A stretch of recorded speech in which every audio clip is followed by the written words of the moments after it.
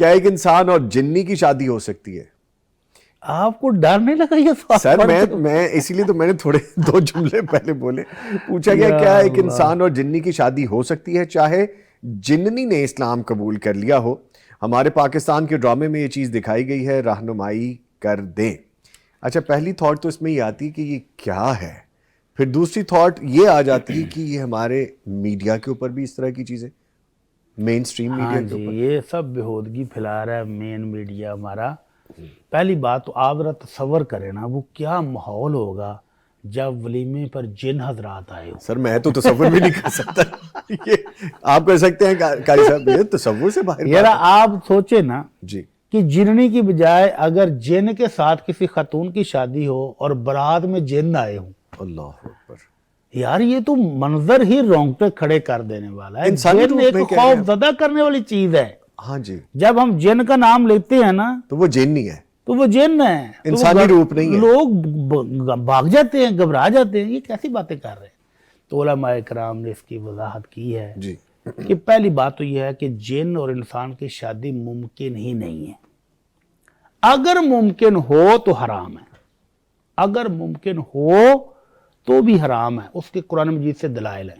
جی, اللہ رب العزت نے تمام مؤنث کے ساتھ مردوں کی شادی کو حرام قرار دیا, اور جس کو حلال قرار دیا اس کے بارے میں فرمایا فَانْكِحُوا مَا طَابَ لَكُم مِّنَ النِّسَاءِ مَثْنَىٰ وَثُلَاثَ وَرُبَاعَ, جی, کہ عورتوں میں سے, آدم کی اولاد کی بیٹیوں میں سے جو تمہیں پسند ہوں 2 سے شادی کر لو, 3 سے کر لو, 4 سے کر لو.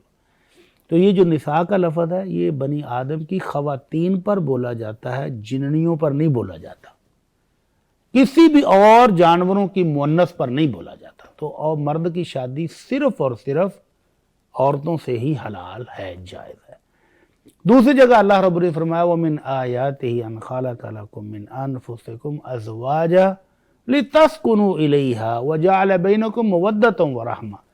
اللہ کہتا ہے میری نشانیوں, عظیم نشانیوں میں سے نشانی یہ ہے کہ تمہاری جنس سے, تمہاری برادری سے, تمہاری نو سے ہم نے تمہاری بیویاں پیدا کی ہیں. تو جنیوں سے شادی اس میں شامل نہیں ہے. اور فرمایا وجہ کیا ہے کہ تاکہ تم سکون حاصل کرو. تو جننی کا تو نام سنتے ہی رونگٹے کھڑے ہو جاتے, سکون کدھر سے ملے گا. تو اس لیے اللہ رب العزت کے قرآن میں جنیوں جنوں کی شادی کا کوئی تصور نہیں ہے. اور بالفرض جی, اگر جنوں کے ساتھ یا جننیوں کے ساتھ شادیاں جائز ہوتی تو خیر القرون نبی رحمت صلی اللہ علیہ وسلم کے ہاتھ پر بیعت کرنے والے مسلمان ہونے والے جن جی, اور جننیاں جو صحابہ ہیں ان کی شادیاں ہو جاتی ہیں آپس میں. خیر القرون میں کوئی ایسی مثال نہیں ملتی کہ کسی صحابی نے کسی جننی سے شادی کی ہو یا کسی صحابی جن نے صحابیہ سے شادی کی ہو. تو اس لیے ایسی بےہودگیاں یہ ہمارے ڈرامے اور فلموں میں ہی ہو سکتی ہیں. ممکن کے حد تک یہ ناجائز بھی ہے اور حرام بھی ہے. ایک طرف تو شک کی بنیاد پر ہمارے گھر کسی نے جادو کر دیا, لوگ بھاگے پھرتے ہیں, دوسری طرف ڈرے پھرتے ہیں, دوسری طرف جنیوں سے شادیوں کی بات کرتے ہیں.